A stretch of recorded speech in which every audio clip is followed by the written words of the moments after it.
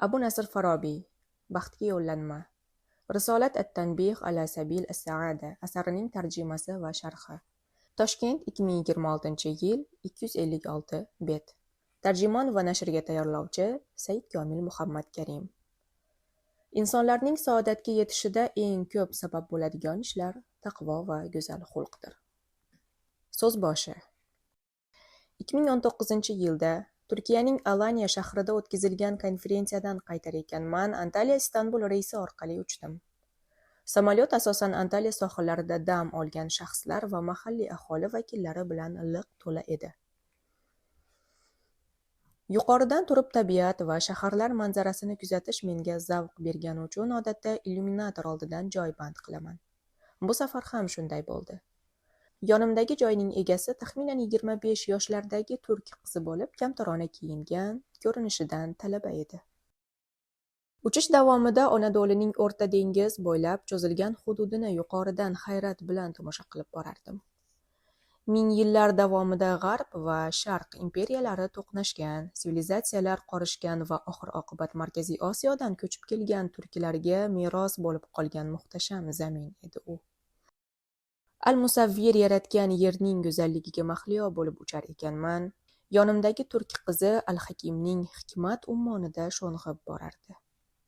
U 1 soatlik uchish davomida hech nimaga chalg'imay, diqqat bilan kitob o'qib borar, o'qigan joyini yaxshiroq tushunish uchun avvalgi sahifalarga qayta ko'z yugurtirardi. Keyin esa kitobdan boshini ko'tarib, biroz o'yga tolib, chuqur nafas olar, so'ng yana hikmat ummoniga sho'ng'ib ketardi. Qizning qaysi kitobni o'qiyotgani menda qiziqish uyg'otdi. Ayniqsa, o'sha paytda o'zbek o'quvchilari orasida turk yozuvchilarining hayot va sevgi mavzulariga bag'ishlangan romanlari ommalashib borayotgandi.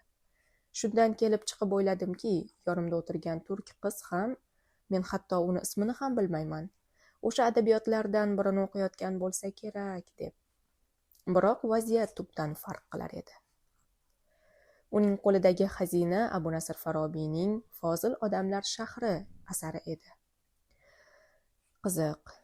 Zamonaviy texnologiyalar avj olgan va kitob dunyosi yengil romanlarga to'lib toshgan davrda turk qizi o'qish uchun ming yillar avval yozilgan murakkab falsafiy asarni nima uchun tanlagan edi? Chuqur mulohaza bilan o'qib borayotgan kitob undagi mavzular haqida tafakkur qilishimga undadi. O'yladimki, qizdagi bu qiziqish tarixiy shaxslar orqali o'z millatini mafkuraviy tiklash siyosatining natijasi edi. Biz Abu Nasr Farobiyning millatimizning ulug' mutafakkirlaridan biri, buyuk ajdodimiz sifatida taniymiz. Turkiylar ham taniqli olimni ta'riflashda kamtarlik qilmaydilar. 1974-yilda Anqarada chop etilgan Farobiyning Baxtga erishish yo'llari asarining tarjimasi shunday e'tirof bilan boshlanadi. Farobiy turkdir. Turklar faxrlanadigan faylasuflardan biridir. Farobiy musulmon bo'lganligi sababli musulmonlar ham iftixor tuyadigan bir mutafakkirdir. Darhaqiqat tarixiy shaxslar, ayniqsa milliy qahramonlarning shaxsiyatlari millatni shakllantirish va milliy mafkurani yaratish uchun juda muhim vositadir. Buni Farobiyning o'zi ham Millat kitobi asarida ta'kidlagan. Biz odatda baxt formulasini uzoqdan, ko'pincha g'arbdan izlaymiz. Dunyodagi intellektual qatlam ajdodlarimizning baxt sirlarini kashf etayotgan bir vaqtda biz o'z ostonamizdagi xazinani payqamay qolamiz. Qo'lingizdagi ushbu kitob ana shu xazinalarni kashf etib, hayotga tatbiq qilishimizga o'z hissasini qo'shadi degan umidimiz bor. Abu Nasr Farobiyning o'z asarlarida taqdim etgan shaxsiy kamolot va ijtimoiy rivojlanish yo'llari haqidagi ko'rsatmalari bugun ham o'z ahamiyatini yo'qotmaydi. Misol uchun, hozirda shaxsiy va professional rivojlanishda bilim, ko'nikma, malaka hamda kompetensiyalarning o'rni haqida ko'p eshitamiz. Ammo ularning mohiyati va ahamiyatini to'liq anglamasligimiz mumkin. Qiziq joyi ham shundaki, Farobiyning Baxtga erishish yo'llari asari ham aynan mana shu mavzuga bog'langan. Asarda insonlar ham, jamiyat ham aynan bilim, malaka va ko'nikmalarni o'zlashtirish va ularga yuksak mahorat bilan amal qilish orqali saodatga erishishni ta'kidlaydi. Olim bularni fazilatlar deb umumiy nomlaydi. 4 turdagi insoniy fazilatlar dunyo hayotida baxtni, oxiratda esa saodatni qo'lga kiritishimizga yordam beradi. Nazariy fazilatlar, fikriy fazilatlar, axloqiy fazilatlar va amaliy sohalar. Bu misol orqali turli muammolarga u yoki bu ko'rinishda qadim yillardanoq ajdodlarimiz tomonidan ilmiy yechimlar berilganining guvohi bo'lmoqdamiz. Aslida muammolarimizning boshlang'ich nuqtasi ham ulug' mutafakkirlarimizning bebaho ilmiy merosini e'tiborsiz qoldirganimizdadir. Biroq tan olishimiz kerakki, ularning asarlarini o'rganish jarayoni murakkab va biroz qiyin. Farobiyning bizga tanish bo'lgan Fozil odamlar shahri asarini o'qigan, ammo uning mazmunini to'liq tushuna olmagan kitobxonlar ham oramizda uchrashi mumkin. Chunki kitobdagi fikrlar, atamalar va tushunchalar nafaqat hozirgi kundalik hayotimizda, balki ilmiy, akademik doiralarda ham keng qo'llanilmaydi. Sababi ba'zi tushunchalar eskirib, o'z qiymatini yo'qotgan, boshqalarining o'rnini g'arbcha atamalar egallagan. Natijada Farobiy kabi mumtoz olimlarining asarlari bugungi kun o'quvchilari va tadqiqotchilari uchun eskirgan manbalarga aylanib qolgan. Ziyoli so'zi nurli degan ma'noni anglatadi. Nurli inson atrofdagilarga o'z bilim va aql zakovati bilan yorug'lik beradi. Boshqalar esa uning nuri bilan oydinlanadi. Barcha fanlarning otasi bo'lmish Aristotel ham hamma davrlarda ziyoli hisoblanib keladi. Zamonlar osha hatto uning asarlarini ham tushunish qiyin bo'lib borgan edi. Oradan 12 asr o'tib esa Farobiy uning asarlarini o'z zamoniga moslab tushuntirib berdi. U Aristotelning bitiklaridagi hikmatni o'zining tafakkuri bilan sayqallab, o'z davrining eng ilg'or g'oyalarini ilgari surdi. Shuning uchun ham u fan olamida ikkinchi muallim unvoniga loyiq deb topilgan. Endigi ziyolilarimizdan ham yozilmagan qoidalarga ko'ra shu kutiladiki, Sharq olimlarining asarlarini o'qib, ulardagi hikmatni bugungi haqiqatlar bilan uyg'unlashtirib, teran tushuntirib bera olsalar. Farobiyning ilmiy merosi bilan yaqindan tanishish maqsadida uning Baxt yo'liga yo'llanma kitobini o'qir ekanman, asarni o'zbek tilida chop etish zarurligini angladim. Baxt falsafasiga oid bu asar matnining o'zbek tiliga tarjimasi batafsil izohlar bilan boyitilgan bo'lsa-da, undagi maqsadni tushunish qiyinligicha qolgan edi. Asardagi ba'zi atamalar hozirgi kunda o'z ahamiyatini yo'qotgan, ayrimlari esa butunlay boshqa ma'noni anglatar edi. Misol uchun, risoladagi san'at tushunchasi asosan ilm-fanni anglatadi. Shu sababli qo'lingizdagi kitobda asosiy urg'uni qadimgi so'zlarni saqlab qolishga emas, balki mohiyatga qaratishga harakat qildik. Risolat at-Tanbih falsafiy asardir. U sizning qalbingizni titratmaydi, ruhingizni o'zgartirmaydi, balki tafakkur qobiliyatingizni charxlab, uni tartibga soladi. U yashirin qobiliyatingizni kashf qiladi. Shu bilan birga bu asar biz avvaldan bilgan, tinglagan va o'qigan ma'lumotlarimiz, jumladan Qur'oni Karim oyatlari hamda hadis shariflarda ehtimol e'tiborsiz qoldirgan hikmatlarni ham ochib beradi. Ushbu kitobni o'qish davomida muqaddas kitobda va xabarlarda kelgan hikmatlarni taniy borasiz. Garchi ular alohida ajratib ko'rsatilmagan bo'lsa ham. Kitobdagi fikrlarni tahlil qilgan holda o'qish maqsadga muvofiq. Undagi har bir mavzuni chuqurroq ochib berish uchun ba'zi ma'lumotlar takroran keltiriladi. Asar ijodiy yondashuv asosida alohida fasllarga ajratib chiqildi. Asarning tarjimasi ajratib ko'rsatilib, uning ostida o'zining sharhi keltirildi. Umid qilamizki, Farobiyni tushunish uchun endi 10 asr orqaga qaytishga hojat qolmaydi. Bu kitobdan oz miqdorda bo'lsa ham manfaat olsangiz, Farobiyning haqqiga duo qilishingizga, tarjimonni afv etishingizga umidvor bo'laman. Asarni o'qish orqali o'quvchiga baxt va unga erishish yo'li haqida tasavvur paydo bo'ladi deb o'ylayman. Farobiy tasvirlagan haqiqiy baxt yo'liga yo'nalish esa siz va bizning tanlovimiz bo'lib qoladi. Asrlar sinovdan o'tgan yo'llanma. Risolat at-Tanbih ala sabil as-saada. Baxt yo'liga ogohlantirish risolasi. Asari ikkinchi muallim Farobiy qurgan axloqiy tizimning mustahkam poydevori bo'lish bilan birga yetuk falsafasining yakuniy ifodasi sifatida ham tanilgan. Bular olimning yoshligidagi izlanishlari emas, balki hayot hikmatlarini to'liq anglab yetgan, fikri yetilgan donishmandning umri so'nggisida yozilgan yakuniy xulosalaridir. Undagi har bir so'z tarjima va mantiq elagidan o'tgan. Farobiy ushbu asarda bizga qanday yashash kerakligi haqidagi talqinini nafaqat 10 asr ilgari, balki har qanday davrda, o'tmishda ham, bugungi texnologiyalar asrida ham o'z dolzarbligini yo'qotmaydigan tarzda tushuntirib bergan. Bugungi g'arb psixologiyasi endigina kashf qilayotgan atom odatlarini shakllantirish, shaxsiy intellektni rivojlantirish va baxtli hayot tushunchalarini mutafakkirimiz ming yillar avval aniq tizimga solib bo'lgan edi. Shu sababli aytish mumkinki, bu kitob eskirmas bebaho qo'llanmadir. Ushbu risolaning qadrini Abdulatif Bag'dodiy kabi qadimgi mutafakkirlar yuksak baholagan bo'lsalar, o'tgan asrda Haydarobod, Bombey va Qohira kabi yirik ilm markazlarida qayta nashr etilishi asarning hamon dolzarb ekanini isbotlaydi. Asarning turk, nemis, rus va lotin tillariga tarjima qilingan Farobiy ko'rsatgan baxt formulasi til va millat chegaralari bilan cheklanmasligiga dalolat qiladi. Tarix davomida bu durdona asar turli nomlar bilan tilga olingan.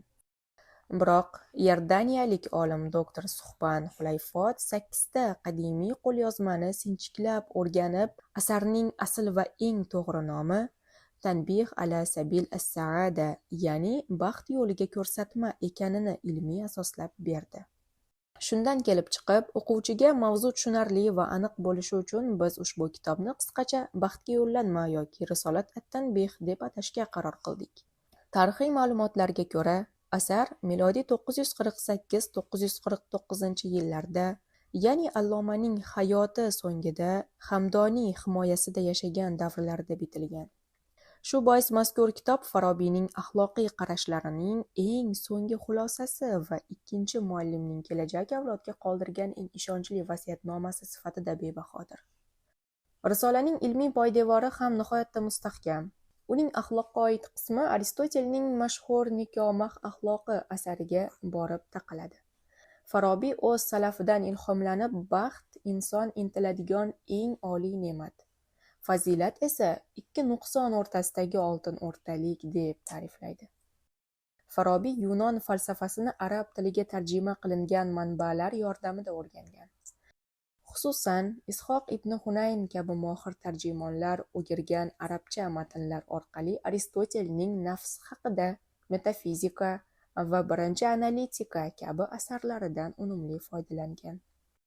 Bundan tashqari, Farobiy Platonning yaxshilik, al-xayr haqidagi yuksak g'oyalarini Aristotelning amaliy maqsadlari bilan uyg'unlashtirishga muvaffaq bo'lgan. Natijada nazariy falsafa va hayotiy amaliyotni birlashtiruvchi mukammal bir qo'llanma dunyoga kelgan. Risoladagi mantiqqa oid muhokamalar arab-islom tafakkuri tarixidagi eng keskin burilish nuqtasini aks ettiradi. Aynan o'sha davrda Farobiyning ustozi Matto ibn Yunus va mashhur tilshunos Abu Said Sirofiy o'rtasida mantiq fanining ahamiyati borasida ilmiy bahslar yuzaga kelgan edi. Bu bahs Yunon falsafasining aqliy asoslari, mantiq va islom madaniyatining asoslari, grammatika o'rtasidagi chegarani belgilash uchun kechgan. Farobiyning daholigi shundaki, u bu ikki fanni bir-biriga qarshi qo'ymadi, balki ularni yagona va mukammal tizimga solib birlashtirdi. Doktor Suhban Xulayfotning tadqiqotlari Risolat at-Tanbih shunchaki tarixiy qo'lyozma emas, balki asrlar davomida islom tafakkurini ichida shakllantirgan kuchli manba bo'lganini ochib beradi. Ushbu asarning ta'sir doirasi faqat falsafa bilan cheklanibgina qolmay, diniy teologik yo'nalishlarga ham chuqur kirib borgan.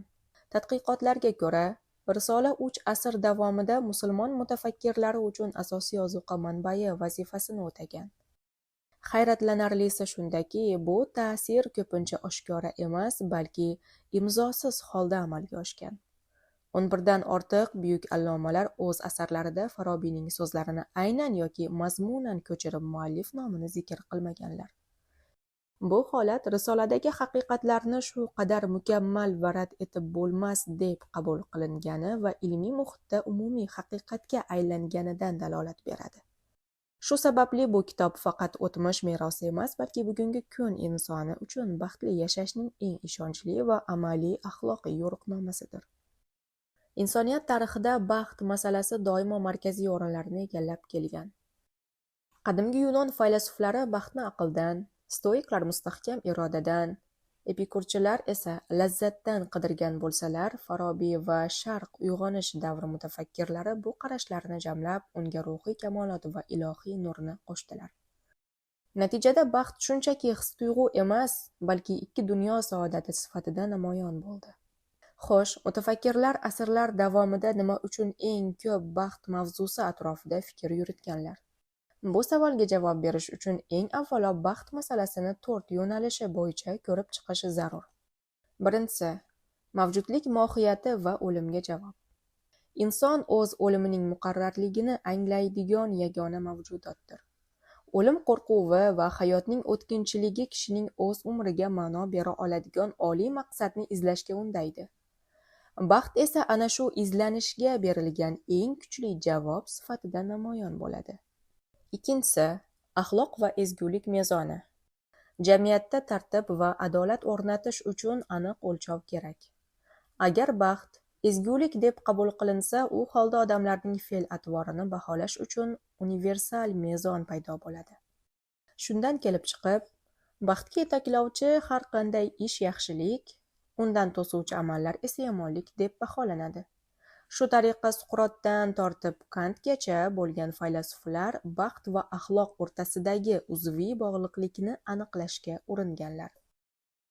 Uchinchisi, siyosat va davlatchilik maqsadi.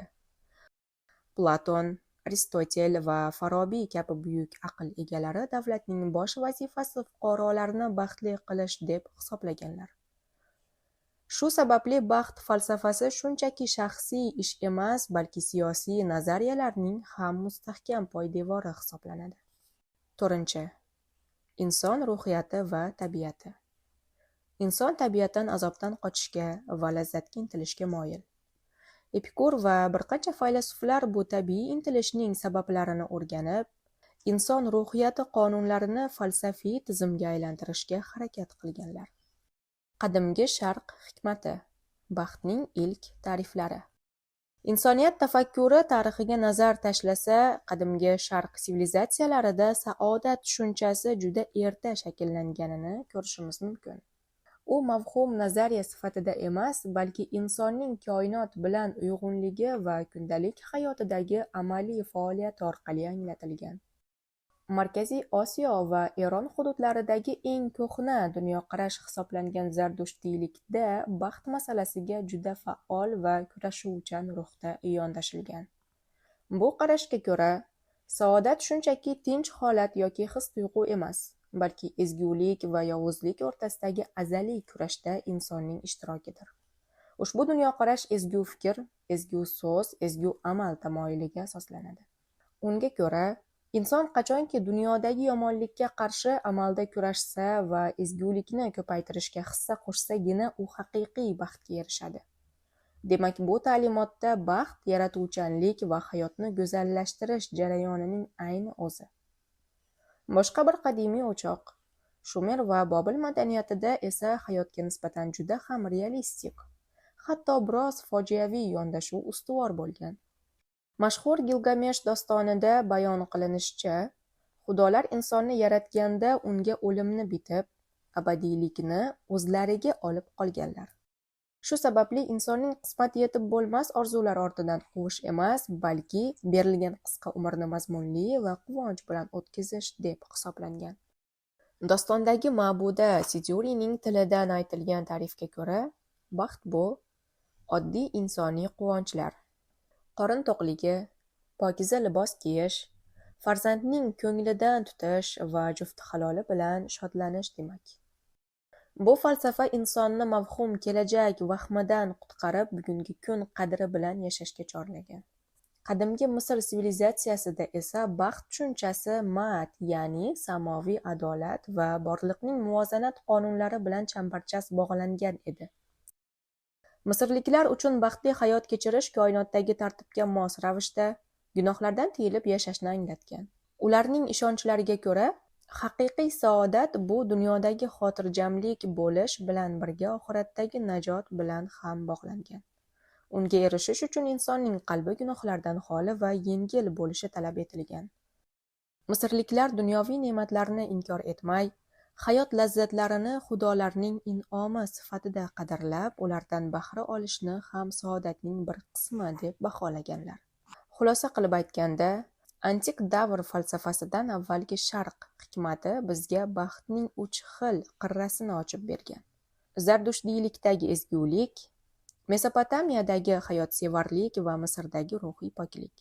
Bu ilk ta'riflar keyinchalik paydo bo'lgan murakkab falsafiy tizimlar uchun mustahkam poydevor vazifasini o'tagan. Antik dunyoning saodat formulasi. G'arb tafakkurining beshigi bo'lmish qadimgi Yunoniston falsafasidagi baxt tushunchasiga orzu yoki ilohiy hodisa sifatida qaralmagan. U insonning o'z harakatlari va aql-idroki orqali shakllanadigan ilk ilmiy tizim, evdemoniya sifatida talqin etilgan.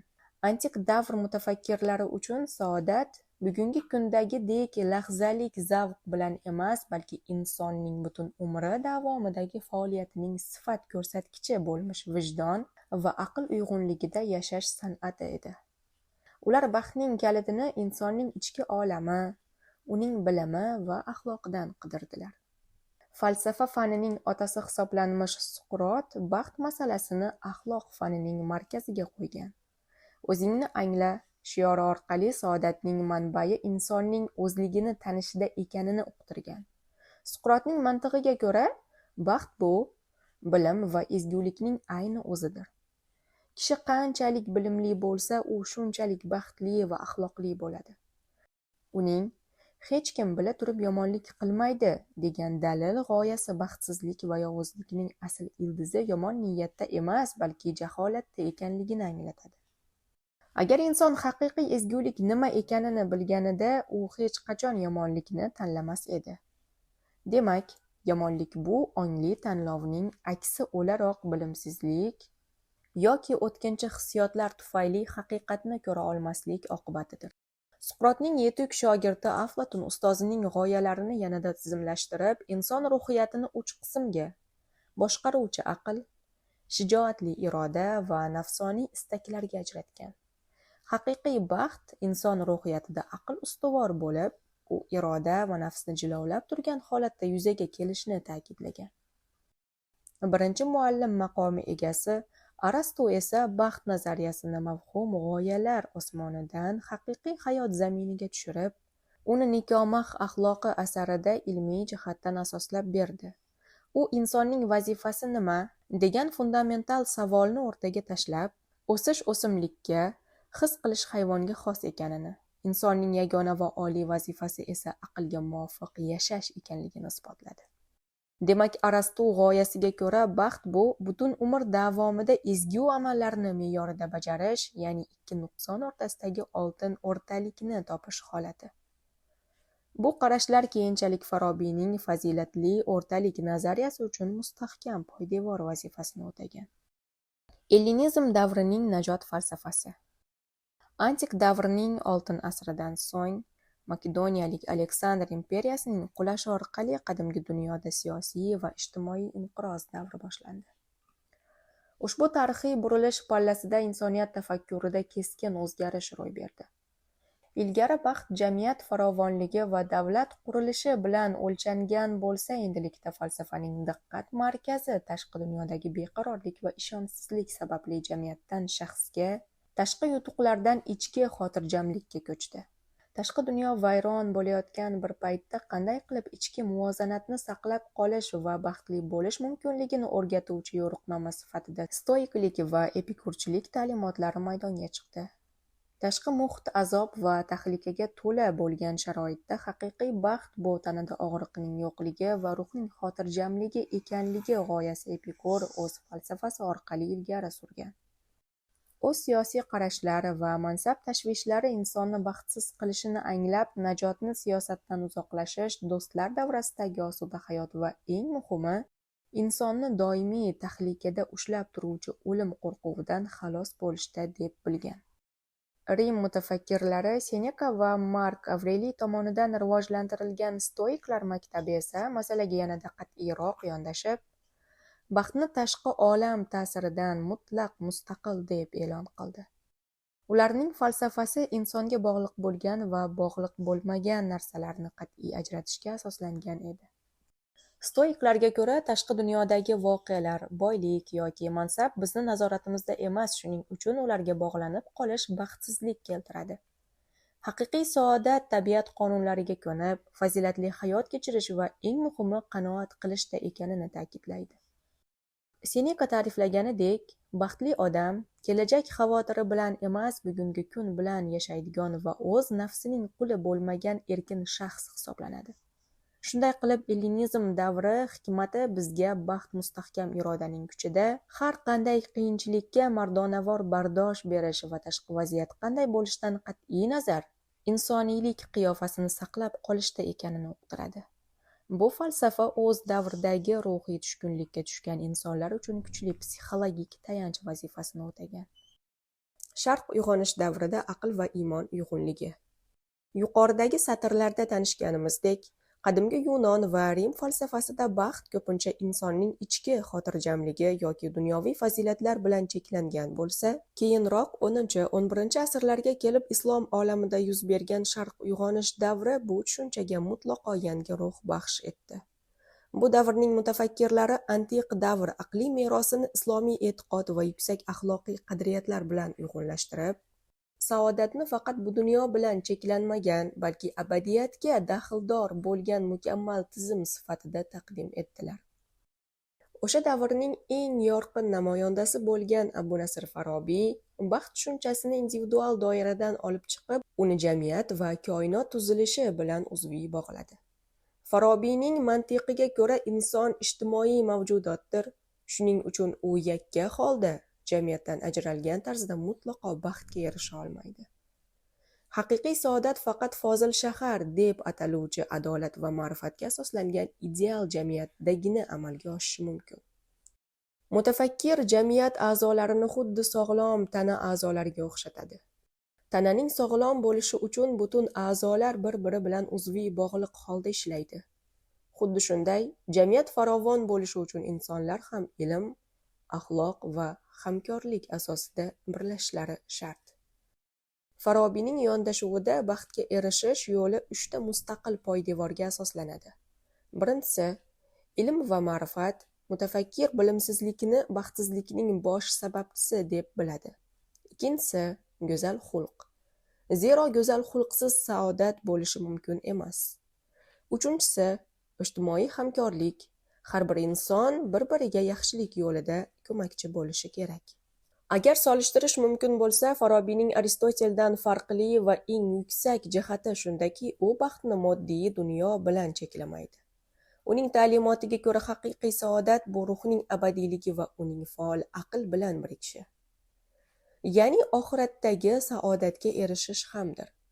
Farobiy tasvirlagan bu holat biz intilgan haqiqiy saodatning ilmiy va falsafiy ifodasi bo'lib, kimki go'zal xulq va o'tkir zehnni o'zida jamlasa, ikki dunyo saodatiga erishishi kafolatlanadi. Go'zal xulq solih amallarini hosil qilsa, o'tkir zehn to'g'ri e'tiqodni shakllantiradi. Sharq uyg'onish davrining hakimlaridan biri bo'lmish Abu Ali ibn Sino esa baxt mavzusini chuqur psixologik va metafizik tahlil qilib, lazzatlarning mohiyatini ochib bergan. U insoniy lazzatlarni o'tkinchi hissiy, ya'ni ovqatlanish, jinsiy yaqinlik, mol-dunyo va doimiy aqliy lazzatlarga ajratadi. Ibn Sinoning mantig'iga ko'ra, hissiy lazzatlar hayvonlarga ham xos bo'lib, ular ko'pincha og'riq yoki mashaqqat bilan aralash keladi. Ya'ni, agar jismoniy lazzatlar haqiqiy bo'lganida inson qorni to'q paytida ham ovqat yeb lazzat olishi kerak edi. Ammo lazzat faqat ochlik bor joyda paydo bo'ladi va u bartaraf etilishi bilan yo'qoladi. Haqiqiy va sof huzur esa haqiqatni bilish, kamolotga intilish va ilohiy zotni anglashdan kelib chiqadi. Xulosa qilib aytganda, Sharq mutafakkirlari baxtni moddiy boylik yoki mansab hukmronligi bo'lgan johil shahar qadriyatlaridan tozalab, uni aql, iymon va ijtimoiy mas'uliyat uyg'unligidagi yuksak ma'naviy maqomga ko'tardilar. Aql inqilobi, burch va manfaat o'rtasidagi azaliy nizo. 18-19 asrlarda Yevropada yuz bergan ulkan ilmiy va sanoat o'zgarishlari insoniyatning baxt haqidagi qarashlarini tubdan o'zgartirib yubordi. Undan avvalgi davrlarda saodat ko'proq diniy tushuncha va oxiratda va'da qilingan mukofot sifatida qabul qilingan bo'lsa, u davrga kelib, dinning jamiyat hayotidagi ta'siri sezilarli susayib, dunyoviy qarashlar ustuvor bo'la boshladi. Natijada baxt samoviy in'om maqomidan tushib, insonning tabiiy huquqi va shu dunyoning o'zida erishilishi zarur bo'lgan siyosiy iqtisodiy masalaga aylandi. Shundan so'ng, yangi davr falsafasida baxtga nisbatan ikki xil bir-biriga zid yondashuv shakllandi. Bu yondashuvning bir qutbida nemis klassik falsafasining asoschisi Immanuel Kant turib, baxt tushunchasiga o'ta qat'iy va tanqidiy nazar tashladi.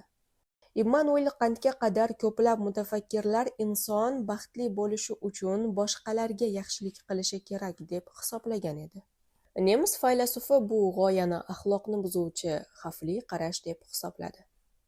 Uning mantig'iga ko'ra baxt nima ekanligi haqida aniq va hamma uchun birdek bo'lgan tushuncha mavjud emas. Kimdir uchun boylik baxt hisoblansa, boshqasi uchun ilm yoki shunchaki dam olish baxt belgisi bo'lishi mumkin. Shu sababli unday mavhum va o'zgaruvchan tushuncha universal axloq qonuni uchun poydevor bo'la olmaydi, dedi u.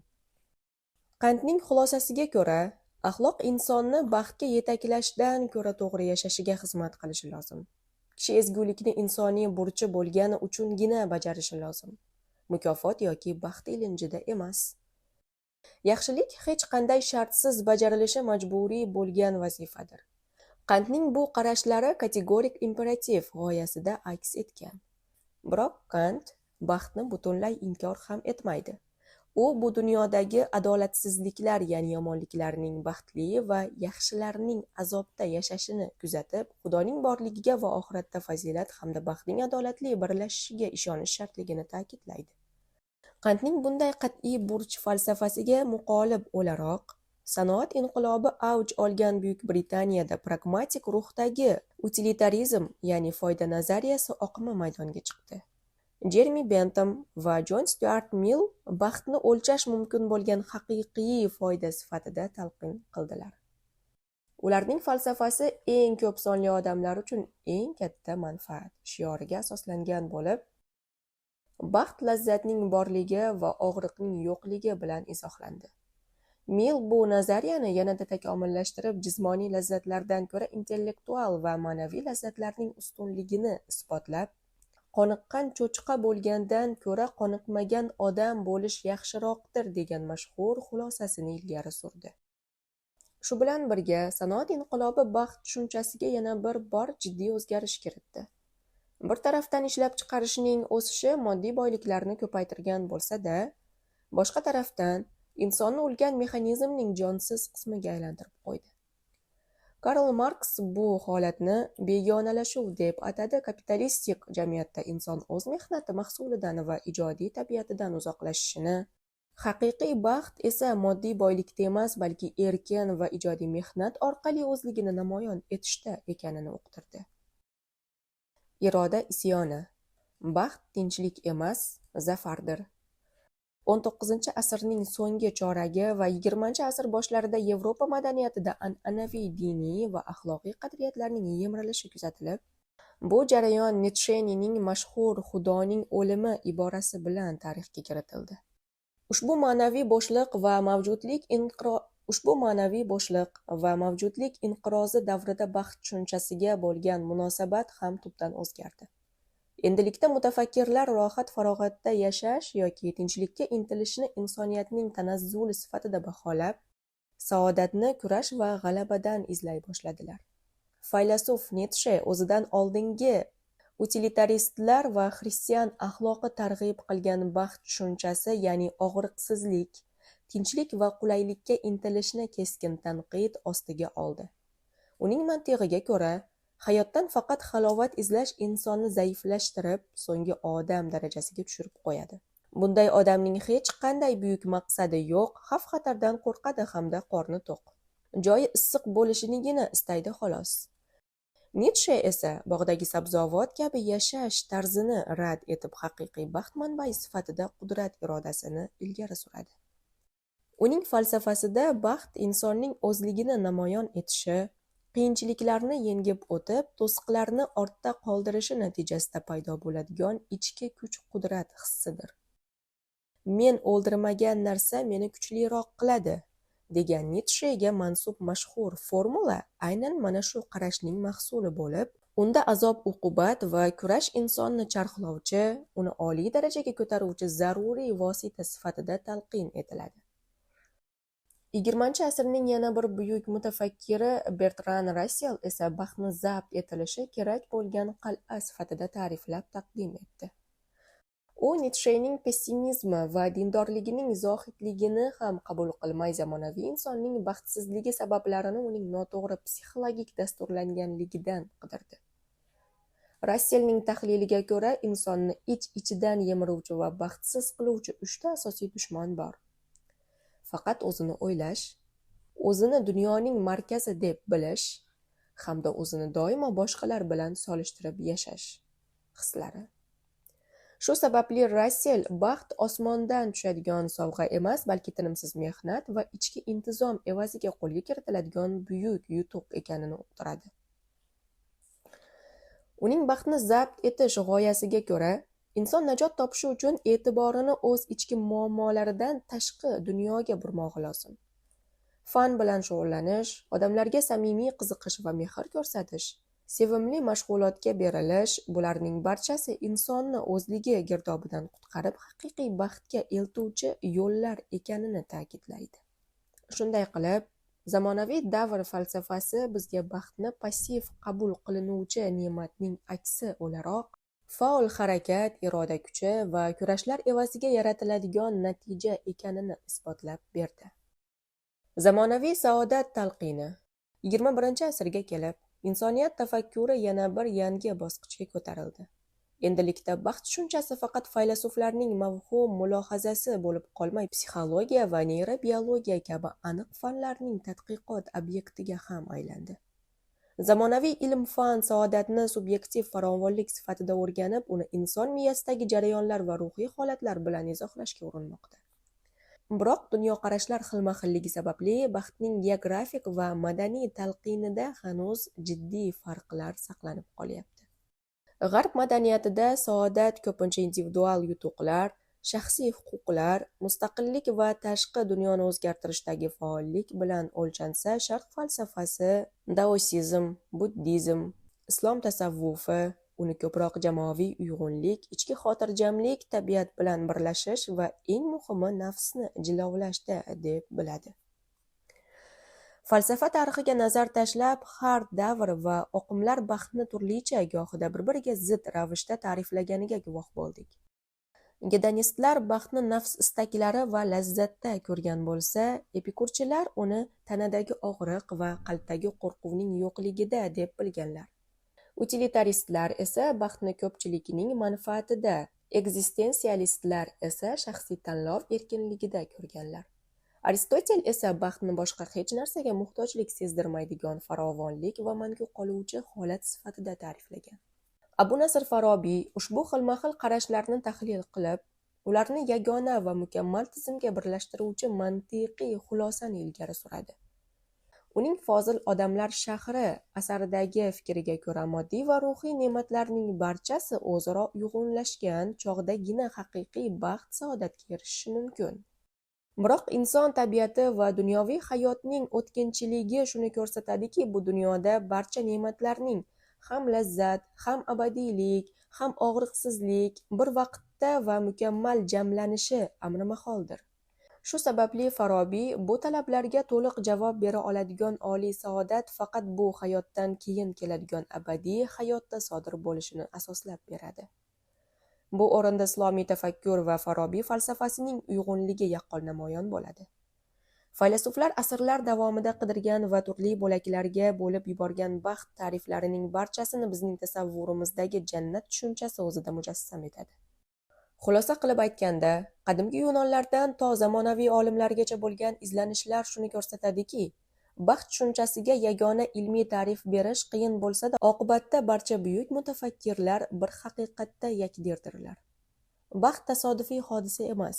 u insonning aqliy va axloqiy jihatdan yetuklikka erishish jarayonidir. Farobiy ana shu kamolotga erishish uchun bizga 4 bosqichli aniq dastur taklif qiladi. Baxt yo'liga yo'llanma, Risolat at-Tanbih ala sabil as-saada, yo'nalish olish. Bu kitob haqiqiy baxt nima ekani va unga qanday erishish mumkinligi haqida asosiy tushunchalarni beradi. Baxtga erishish yo'llari, tahsil as-saada, vositalarni egallash. Bu asarda saodatga erishish uchun inson egallashi lozim bo'lgan bilim, malaka va axloqiy fazilatlar batafsil yoritiladi. 3-si millat kitobi, kitob al-milla, muhit va mafkura, saodat yo'lidagi fazilatli kishilarning dunyoqarashi va ular yashashi kerak bo'lgan ideal jamiyat andozasini taqdim etuvchi kitob. Fozil shahar ahlining qarashlari, boshqaruv va tartib. Bu asar orqali jamiyatni boshqarish, uning a'zolarini yuksak axloqiy qadriyatlar asosida tarbiyalash va umumiy baxt saodatga erishishini ta'minlash yo'llari ko'rsatib beriladi. Biz hozir ushbu yuksalish narvonining birinchi zinasida turibmiz.